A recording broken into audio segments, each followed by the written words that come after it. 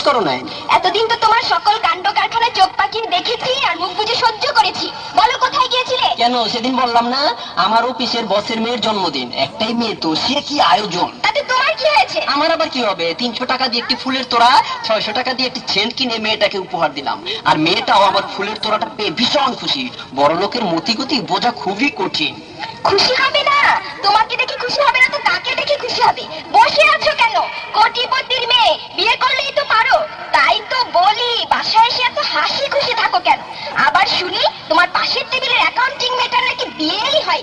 Receptionist যে মেয়েটা, ওর স্বামী নাকি বিদেশ থাকে। অফিস থেকে ওই চাঁদ বদন মুখগুলো দেখে আইসা আমার সাথে হাসাহাসি করো আর ফ্রি মাইন্ড দেখাও না?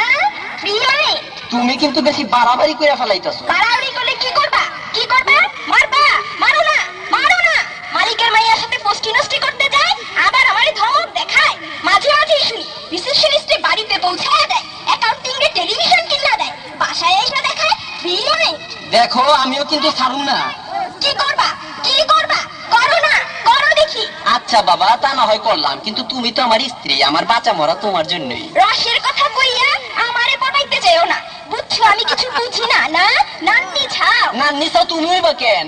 আমি হইলাম গিয়া নান্না চাও। তুমি যে কিন্ডারগার্টেন স্কুলে মাস্টারি করো, সেই স্কুলের প্রিন্সিপাল নাকি বিয়েই করে নাই। বাংলা শিক্ষকের নাকি স্ত্রী মারা গেছে, আর অঙ্কের টিচার নাকি 7টা বিয়ে করছে, আবার আরেকটা বিয়ে করার পায়তারা করতেছে। তুমি কি কইতে চাইতাছো? কি কইতে চাইতাছো?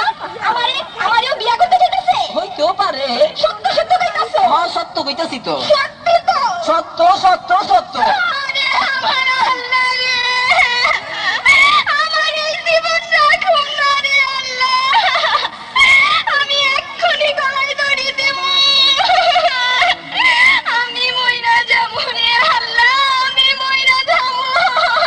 আমি কারেন্টে হাত দিয়া পানিতে লাফ দেব, আমি সুইসাইড করব। আমার আপন স্বামী কয় কিনা আমারে আরেকজনে বিয়া করতে চাইতাছে।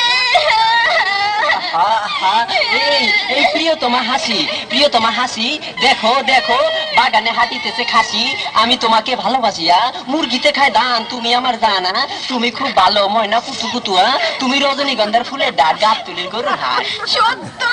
সত্যি মাইনি, 100 ভাগ সত্যি। তুমি 3 মার্কা সোয়াবিন তেল, ছাগলে খাওয়া ভুসির কইলা, তুমি কারিশমা পিরিন শাড়ি, টিনের চালার বিল্ডিং বাড়িয়া, রবীন্দ্রনাথের শেষের কবিতা, নজরুল ইসলাম প্রিয়তমা সবিতা, রোনাল্ডোর টাক মাথা, টেন্ডুলকারের মাথার ছাতা। তুমি হইলেন বিয়া শীতের দিনের মুসিগুর বিউটি কুইন শাবনুরা। তুমি বুটবাজা কুটকুট না বিস্কু বিস্কুটা।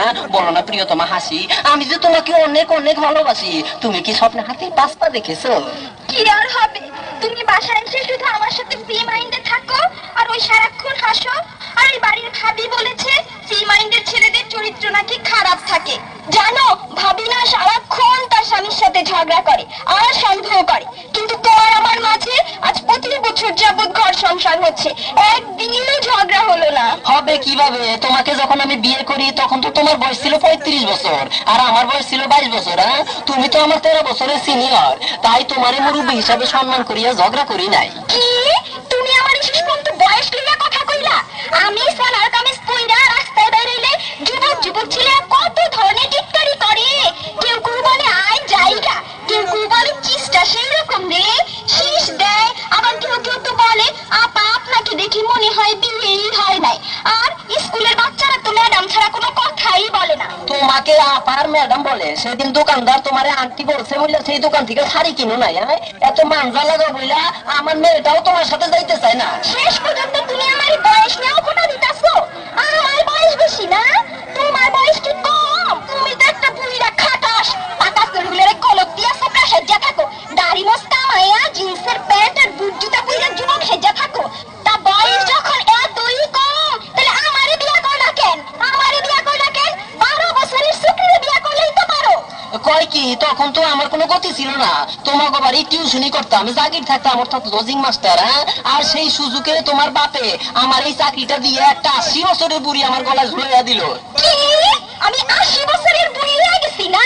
দাঁড়াও, আজকেই এক্ষুনি আমি বাপের বাড়িতে যাইয়া আব্বারে বলুম আজকের মধ্যেই যেন তোমার চাকরিটা খায়, আর পরে দেখো তোমার বড় কথা কই যায়। এই প্রিয়তমা, এই প্রিয় প্রিয়তমা পদ পেলা, তুমি যে অস্ট্রেলিয়া না পেলা। আরে সোনামালা পুলু পুলুয়া, তুমি আমার লালু গুলু ইস না খাইতে খাইতে লক্ষ্মী পরান পাখিটার চেহারা কেমন হয়ে গেছে। বোকা লক্ষ্মী সোনামনিয়া, তোমার বয়স উঠতে গেলে 16 বছর হবে। তাই তো তুমি এতক্ষণ মিথ্যে বলেছো কেন? ওইটা তো তোমার সাথে দুষ্টমি করছি। ওগো চলো না আব্বুকে বলে তোমার চাকরিটা প্রমোশনটা করানো যায় কিনা। প্রমোশন পরে, চলো তোমাকে নিয়ে সিনেমা দেখতে যাবো। কি সিনেমা দেখাবে গো? বেদের মেয়ে জোৎস্না। তাই চলো।